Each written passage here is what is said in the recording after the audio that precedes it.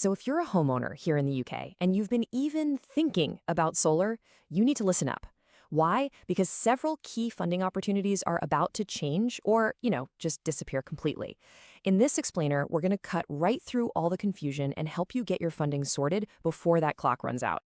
And I'm not kidding about the clock. It's February 26th, 2026. That means the deadline for one of the biggest funding schemes is just over a month away. Seriously, the clock isn't just ticking anymore, it is screaming. And I totally get it. It's a complete maze out there, right? You're hearing about this alphabet soup of schemes and ratings, EGO4, the Smart Export Guarantee, EPCs. It is a lot to take in. So the real question we're trying to answer here is which pot of funding actually belongs to you? We're going to break down these expiring schemes and the new opportunities to help you figure out exactly where you fit in before these crucial deadlines hit. All right, first up, the most urgent one on the calendar, the ECO4 scheme. If you think there's even a slight chance you might qualify for this, the next couple of minutes are absolutely critical. So what on earth is ECO4? Well, it stands for the Energy Company Obligation. Basically, it's a government mandate that forces the big energy suppliers, your British Gas, your Octopus, your Eons of the world, to pay for energy efficiency upgrades for households that need them the most.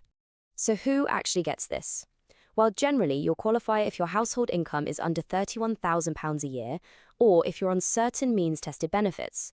The scheme is also aimed at homes with a pretty poor energy performance certificate, or EPC rating. We're talking a D, E, F, or G. And just look at that deadline again, March 31st, 2026. The government's been crystal clear, there will be no extensions. None.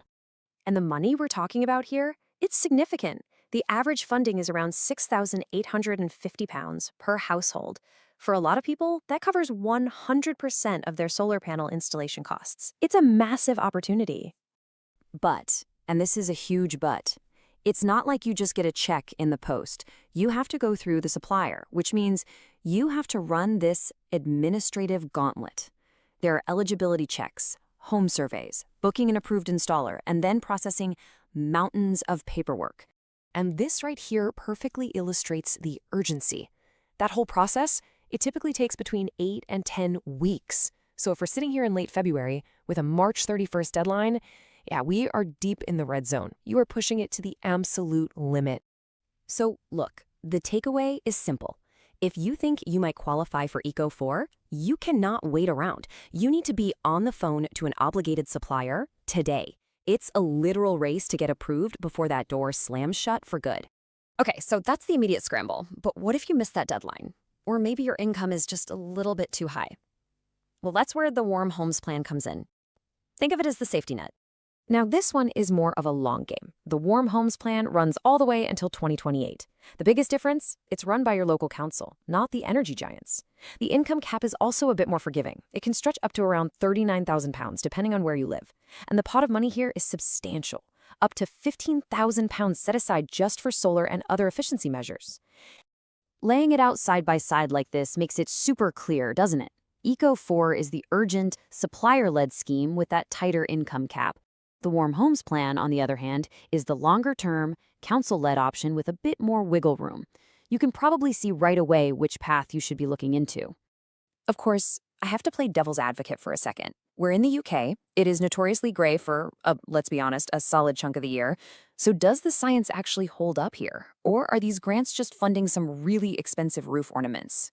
It's such a classic misconception, but the data really does speak for itself. Solar panels work on light intensity, not heat. And modern panels are incredibly efficient, even in that diffuse, overcast light we know so well.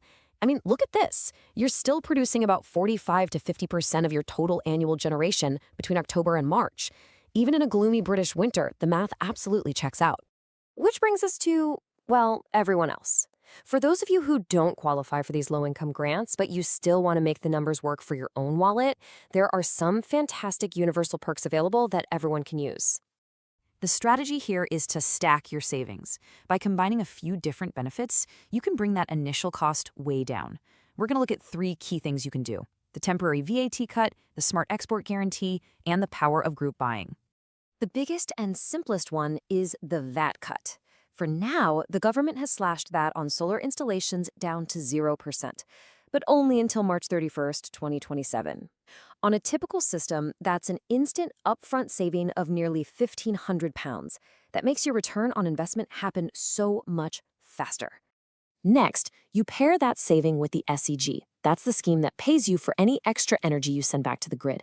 But you've got to be smart about it. The standard flat rates, they're pretty low.